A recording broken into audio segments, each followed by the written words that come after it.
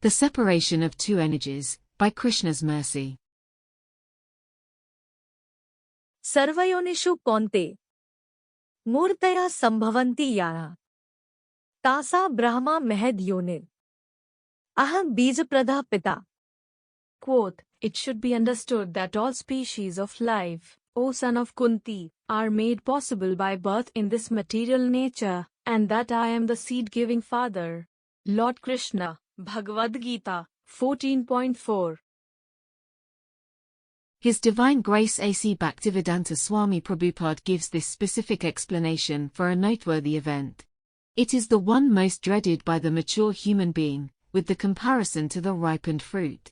As there is no other fate than to fall for the fruit, the human being has this primary concern with the onset of maturity in thought. यथा फलाना पक्वाना नान्यत्र पतनात् भयम् एवं नरस्य जातस्य नान्यत्र मरणात् भयम्. Quote, as a ripe fruit has no other fear than to fall, so a man who is born has no other fear than death. Lord Rama, Valmiki Ramayana, Ayodhya Kand, 105.17. The event is death, and the explanation is that two energies are separating. The superior and the inferior. They were joined together, in the association visible through the symptoms of a living being.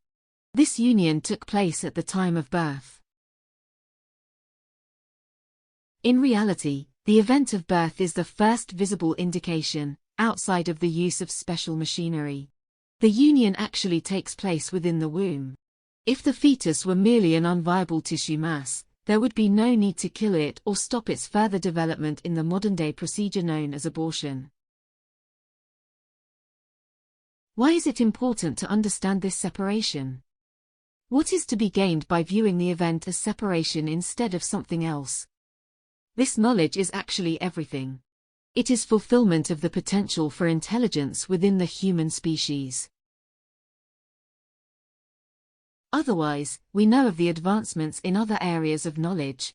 Ignoring the higher energy, we have so much insight into the inferior energy. How the sun works.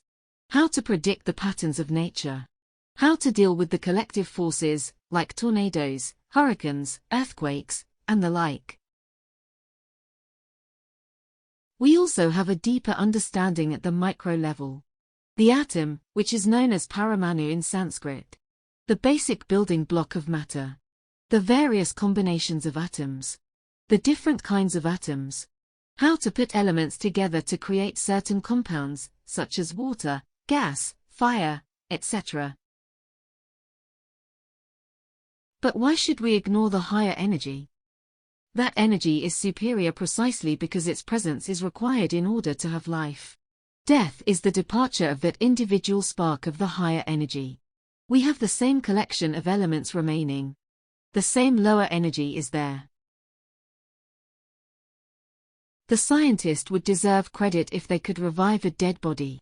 If they could find a way to bring back the higher energy. If they could restore the same identity, the same individual, after there has been separation.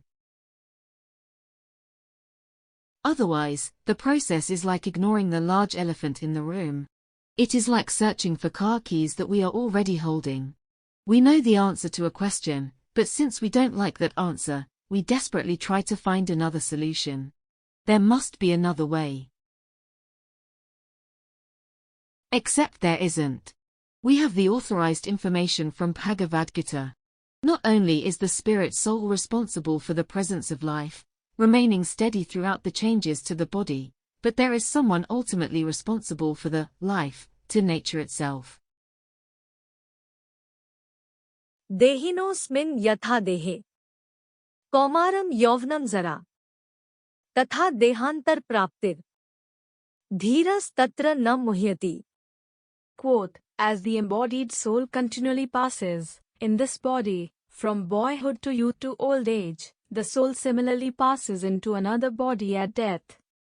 The self-realized soul is not bewildered by such a change. Lord Krishna, Bhagavad-gita, 2.13. That original source provides something like a seed. That seed combines with the material nature to produce the life that we see around us. This is the birth process for the universe. The universe is itself a living being, when viewed at the macro level. The human being has intelligence. That intelligence is higher than in any other species. That intelligence should be utilized for studying the higher nature. That is the primary subject matter of the Vedanta culture, which flows in a descending manner, from the highest authority at the beginning of time as we know it down to the present day, safeguarded by the chosen representatives.